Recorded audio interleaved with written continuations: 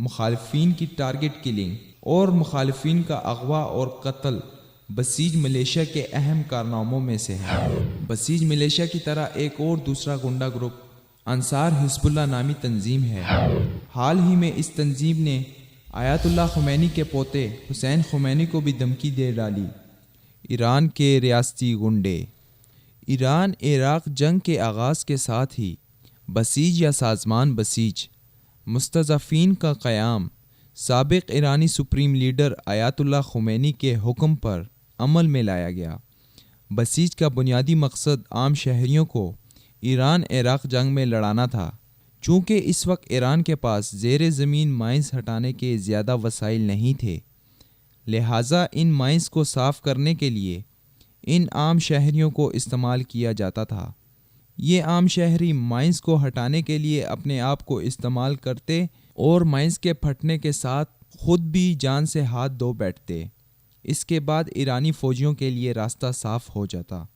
چونکہ ایرانی انقلاب کے آغاز میں عوام کا جوش و خروش عروج پر تھا، لہٰذا بہت سے ایرانیوں نے بسیج میں شمولیت کی اور ایران عراق جنگ کے خاتمے تک تقریباً 8 لاکھ ایرانی عوام کو بسیجی بنا کر میدان جنگ میں بھیجا جا چکا تھا۔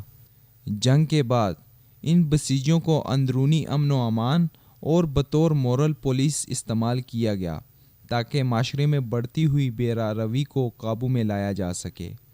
آج کل بسیجیوں کو انٹرنیٹ پر حکومت مخالفین کے بلاگرز کی نگرانی کرنے اور ان کے متعلق معلومات اکٹھی کرنے کا کام بھی دیا جا رہا ہے۔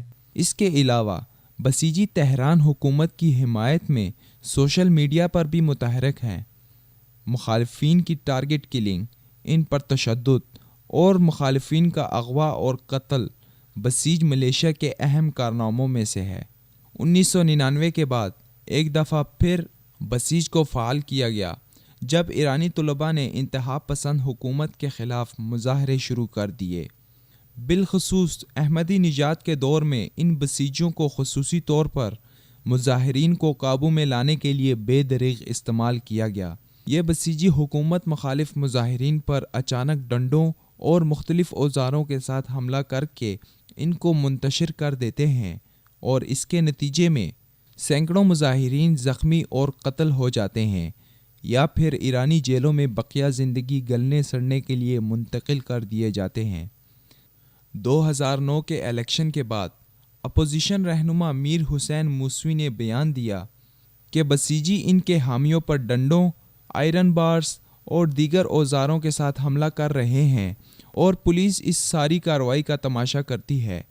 یہ بسیجی مظاہرین پر اس وقت حملہ کر دیتے ہیں جب وہ گھروں کو لوٹ رہے ہوتے ہیں۔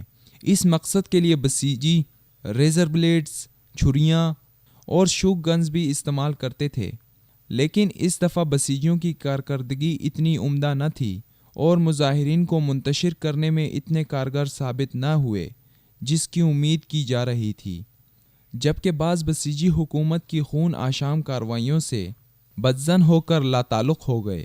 اس کے بعد بسیجی فورس کو اکتوبر 2009 میں انقلابی گارڈز میں ضم کر لیا گیا۔ شام میں آزادی کی تحریک کے بعد ایرانی حکومت نے بسیجیوں کے لیے ایک اور خونی پروجیکٹ ڈھونڈ لیا۔ اب کی بار بسیجیوں کو شام کے ظالم صدر بشار الاسد کی حکومت بچانے کے لیے بھیجنا شروع کر دیا گیا۔ ایک رپورٹ کے مطابق دسمبر 2013 تک ہزاروں بسیجی شام میں رہائش پذیر ہیں۔ آج کل بسیج فورس کا کمانڈر محمد رضا نقدی ہے، جو کہ حسین طیب کے بعد 2009 سے لے کر اب تک اس عہدے پر فائز ہے۔ بسیج فوج کی تعداد کے بارے میں مختلف اندازے کیے گئے ہیں۔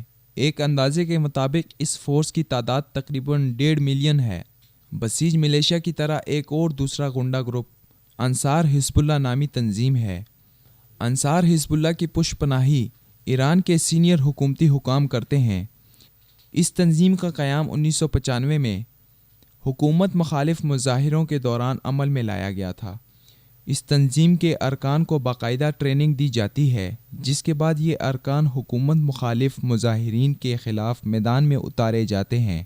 1999 کے حکومت مخالف طلباء مظاہروں میں بسیج ملیشیا کے ساتھ ساتھ انصار حزب اللہ نے بھی خوب حصہ لیا اور مظاہرین کے خلاف ریاستی غنڈوں کا کردار نبھایا۔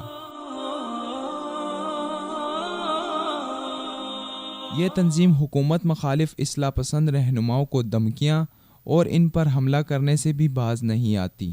ستمبر 1998 میں اس تنظیم نے 2 اصلاح پسند حکومتی وزراء تک پر حملہ کیا۔ عبدالکریم سروش ایران کے ایک مایہ ناز اصلاح پسند اور تہران یونیورسٹی کے سابق پروفیسر ہیں۔ ان پر اس تنظیم کی جانب سے کئی حملے ہو چکے ہیں۔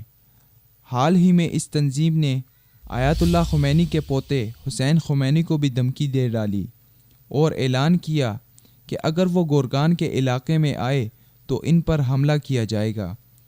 بعد میں عوامی رد عمل سامنے آنے کے بعد اس تنظیم نے اپنی دھمکی واپس لے لی، جس کے بعد حسین خمینی نے گورگان کے علاقے کا دورہ کیا اور وہاں کی عوام نے ان کو خوش آمدید کہا۔